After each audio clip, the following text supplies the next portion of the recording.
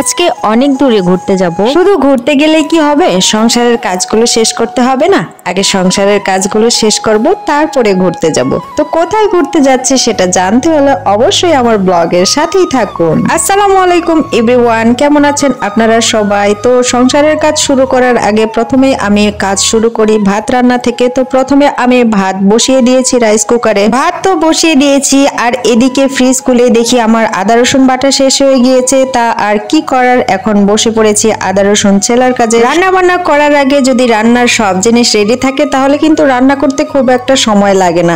আর যদি কোনো কিছু রেডি না থাকে তাহলে রেডি করতে কিন্তু অনেকটা সময় লেগে যায়। আর এইরকম অবস্থা হয়েছে আমার। যেগুলো কাজ আমি একাই করতে পারি সেগুলো কাজ আমি একাই করার চেষ্টা করি, কারো হেল্প নেওয়ার প্রয়োজন হয় না। আর আমি কারো হেল্প নেওয়া পছন্দও করি না, সব সময় নিজের কাজ নিজেই করার চেষ্টা করি। এদিকে আদা রসুন ছেলাছিলি করে আমি এখন ব্লেন্ডারে ব্লেন্ড করে নিব। আর যে ব্লেন্ডারটা দেখতে পাচ্ছেন এটা আমার ননাস আমাকে গিফট করেছে, আর এটা ইন্ডিয়া থেকে আনিয়ে নিয়েছি। আপনারা সবাই জানেন আমি গ্রামের মেয়ে। গ্রামে এখন আলু তোলার ধুম পড়েছে। এখন যেহেতু চৈত্র মাস, প্রচুর রোদ আর বাতাস, এ কারণেই এই সময়টাতে সবাই কিন্তু আমরা গ্রামে আলুর চিপস দিয়ে থাকি। গ্রামের এই জিনিসটা কিন্তু অনেক বেশি ভালো লাগে। আর দেখেন এই প্রচন্ড রোদে গরমে আমরা সবাই মিলে আলু কাটাকুটি করে কি সুন্দর এই প্রখর রোদে আলু শুকাইতে দিচ্ছে। এটা অনেক বেশি কষ্ট। আর আলুগুলো কিন্তু একটা একটা করে মেলে দিতে হয়।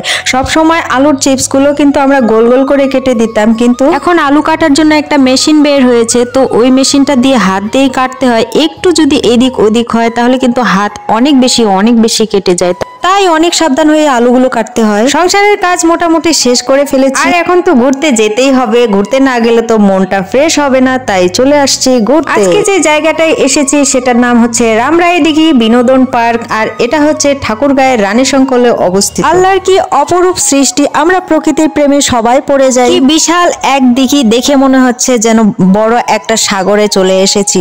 সাগরের নীল নীল পানি আর মাঝখানে একটা রাস্তা, দেখতে অনেক অনেক বেশি সুন্দর। যখনই আমার মন খারাপ হয়, কোনো কিছু ভালো লাগে না, যখন মনে হয় যে না আমার একটু ঘোরার প্রয়োজন, তো 2 দিন পর হোক, 4 দিন পর হোক, 1 সপ্তাহ পর হোক, আমি ছুটে চলি সাগরের মতো বিশাল এই রামরাই দিঘির পারে। এই রামরাই দিঘিটা কিন্তু অনেক বেশি সুন্দর। আপনারা দেখে বুঝতে পারছেন আসলে কতটা সুন্দর। এখানে চলে আসবেন আপনারাও, যদি কখনো সময় পান তাহলে দেখবেন আপনাদের মন অনেক বেশি ভালো হয়ে গিয়েছে। আর আমাদের সাথে গিয়েছিল আমাদের প্রিয় হানিফ ভাই। আল্লাহ আমাদের জীবন দান করেছে। আর আপনার নিজের জীবনের নিয়ন্ত্রণ কখনো কিন্তু অন্যের হাতে দিবেন না, তাহলে আপনার সকল চাওয়া পাওয়া, আশা আকাঙ্ক্ষা সবকিছু কিন্তু ধুলোর সাথে মিশে যাবে। ঘরের 4 দেয়াল থেকে নিজেকে বের করুন, নিজের জীবনকে উপভোগ করতে শিখুন।